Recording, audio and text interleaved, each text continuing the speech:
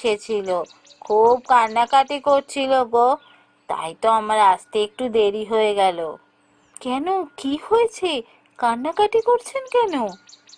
রমেন কাকার মেয়ের বিয়ে ঠিক হয়েছে তো, কিন্তু রমেন কাকা তো খুব গরিব, মেয়ের বিয়ে কি করে দেবেন বুঝতে পারছেন না, তাই আজ এসে খুব কান্নাকাটি করছিলেন।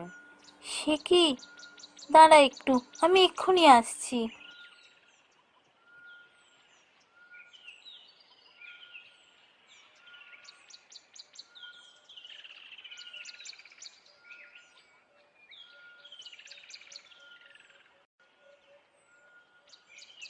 এই নে, এইটা নিয়ে যা, এটা নিয়ে গিয়ে রমেন কাকাকে দিয়ে দিস।